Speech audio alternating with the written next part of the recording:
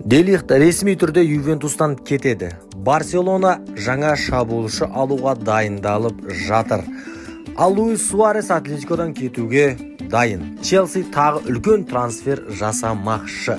Бүгінгі жаңалықтардың андатпасы осындай. Жақсы сәтті көрілім тілейміз. Ең бастысы каналға жазылып, қоңыраушаны басып қоюды ұмытпаңыздар. Кеттік.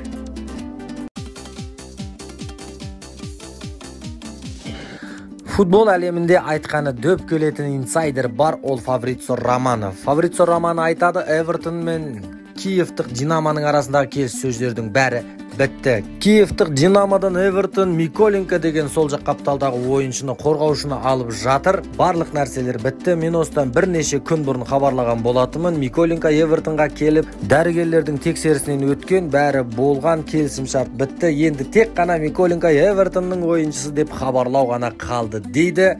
Украиналық ойыншыға сәттілік тілейміз. Негізі қазіргі бапкері Эвертонның Бенитес шақырып отыр Миколенконы. Ал Бенитес жақында жұмысынан кетеді дейді. Оның орнына Уэйн Руни деген жігіт келеді дейді. Егер Руни келсе, Миколенконың жағдайы қиын болуы мүмкін. Себебі Люка Дин бар бұл жақта. Ал Люка Дин сол Бенитеспен келіспеушілік үшін ғана ойнамай отыр. Негізінде Миколенко ренжімесін, Люка Дин Миколенкодан әлде қайда мықты. Егер Руни келетін болса, Миколенко тек запаста отырып қалуы мүмкін. Оны алдағы жағдайда, алдағы ойындарда көре жатармыз. Әзірге анау-мынау деп ештеңе айтпай қояйық. Енді ол негізгі құрамда шыға ма, болмаса отырып қала ма, енді өзіне ғана байланысты. Ал біздің тарапымыздан Эвертонға да, Миколенкоға да тек қана сәттілік.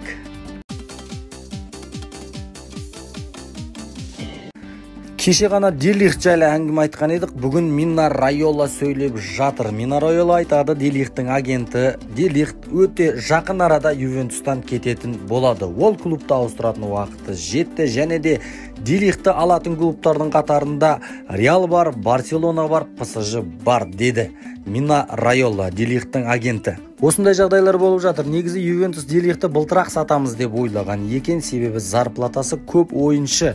Зарплатаға берілетін ақша өте көбейіп кеткен Ювентустың сапында, Ювентустың тарапында. Сондықтан да Криштиану Роналдоны сатқан екен. Ал енді Криштиану Роналдо сатқан менен бүкіл жағдайы оңала қоймағаны көрініп тұр. Бәрібір де Де Лихтті сату керек болып жатыр Ювентусқа. Криштиану Роналдоны сатып, зарплатасын да реттей алмады, ойынын да реттей алмады. Жарайды, енді Роналдоның бұл жерге қатысы жоқ, бірақ Де Лихтті бәрібір де сатуға мәжбүр. Де Лихт кезіндегі осыдан 2 жыл бұрында топ болды, мықты болды, бәрі таласты, сонан Ювентус жеңіп алған болатын. Қазір өте мықты деп айта алмаймыз, бірақ алатын клубтар бар. Канатыны Ливерпуль жазып алмаса, Ливерпульға қосылса, Ван Дейктің жанында керемет дуэт болар еді. Ал енді Барселонада бар бұл қатарда. Барселона Де Лихтқа Ювентустан бұрын қызыққан клуб негізінде. Де Лихттің өзінің таңдауы Ювентус болды. Ал енді Барселона қазір бір ойыншыны алайын деп атыр десе, бәріміз де күмәнмен қараймыз. Одағы аяқтағы ақша несімен алайын деп атыр деп. Мүмкін енді Лапорт осы сөйлесіп жүрген фондтары ақшасын құйып, жағдай түзеліп қалатын шығар. Бірақ ол ақша қашан келеді, бәрібір де күмән тудырады. Және де Де Лихтқа Реал Мадрид қызығушылық танытып жатыр. Ал енді Реал Мадридтің ұпайы түгел, ақшасы қалтасында. Рудигер деген жігітті алайын деп жатыр. Егер Рудигермен келісіп жатса, жанына Де Лихтті да алып алса да болады, себебі Рамос пен Варанның орнын басатын мықты орталық қорғаушылар керек Реалға дәл қазір. Ал енді Ювентусқа қай клуб алса да бәрібір, осы қыста болса, осы қыста, жазда болса, жазда, ең басты жақсы ақша жасап қалса болғаны. Де Лихтті сатып Ювентустың бар ойы осы қазір. Де Лихтті ұстап қалайық деген ешқандай да ойлары жоқ Ювентустың. Ал сіздердің ойларыңызша Де Лихт қай клубқа жақсы келеді? Комментарияға пікірлеріңіз жазып кетсеңіздер болады.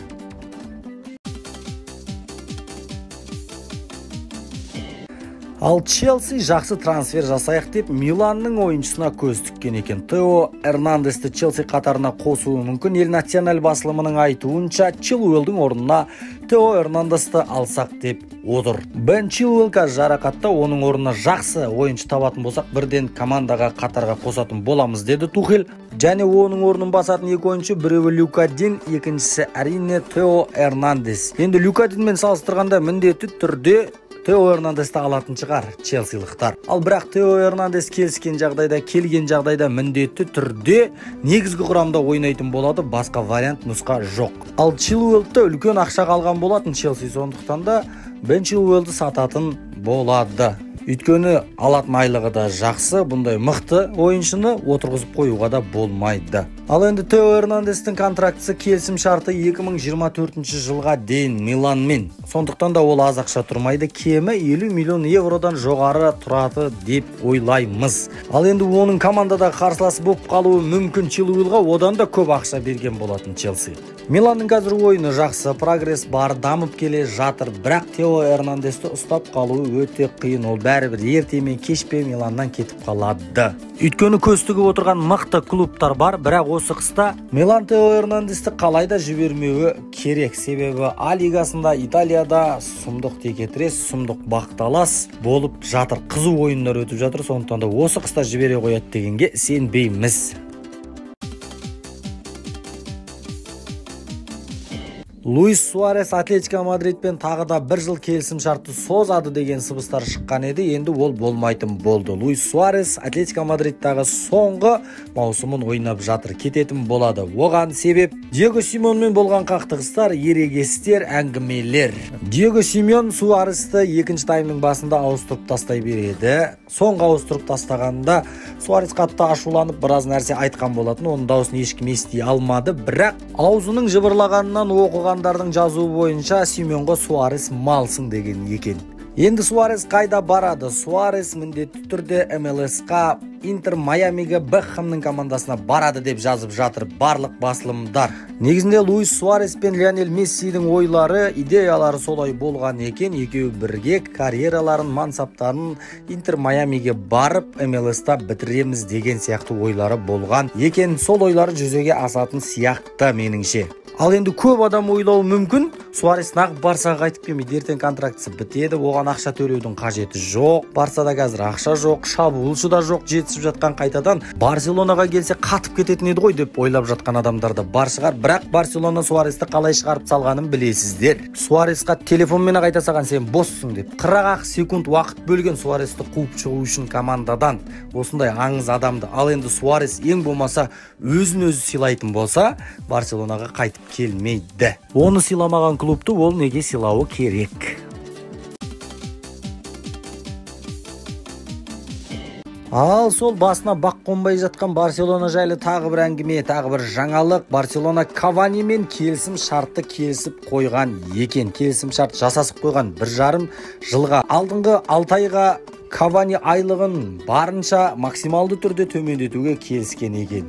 Екі жақта келісім шартқа отырған, екі жақтың да көңілі толған. Енді Манчестер Юнайтедтің рұқсаты керек. Егер Манчестер Юнайтед Каванимен келісім шартты үзетін болса, осы қыста Кавани Барселонаның қатарына қосылатын болады. Кавани сияқты опытный ойыншылар керек-ақ Барселонаға. Әлбетте Суарес келмейді енді, сондықтан да Каванидің жүргені дұрыс. Қазір Барселона анау-мынау деп қарайтын жағдайда емес, қарсыластың қақпасын қақырата беретін осындай Кавани сияқты ойыншылар керек-ақ. Және де Барселона осы қыста біраз ойыншылардан міндетті түрде құтылу керек деген ойда. Олар қақпашы Нето, қорғаушы Юмтити, орталық қорғаушы Каутиньо, және де мына Люк де Йонг деген адамды не үшін алды мен мүлдем түсінген жоқпын. Осы Люк де Йонгты Севильяға қайтарып береміз деп жатыр. Ал енді Кавани нақты келуі мүмкін, себебі Барселона мен Кавани өздері өзара келісімшарт жасасып қойған. Егер Манчестер Юнайтед келісімшартты үзуге келіссе болды. Осы қыста келесі айда Кавани Барселонаға келеді. Ал енді Каутиньоны міндетті түрде сату керек, себебі ең үлкен ақша алатын командада қазір Каутиньо, одан кейін Юмтити. Осы ойыншылардан құтылса, айлық табыстары да Барселонаның реттеліп қалар еді. Бүгінге осы, назарларыңызға үлкен рахмет. Бүгінгі жаңалықтарға қатысты ой пікірлеріңіз болса, міндетті түрде комментарияға жаза отырыңыздар. Ең бастысы каналға жазылып, қоңыраушаны басып кетуді ұмытпаңыздар, себебі біз сіздер үшін күн сайын жаңалық салатын боламыз. Рахмет.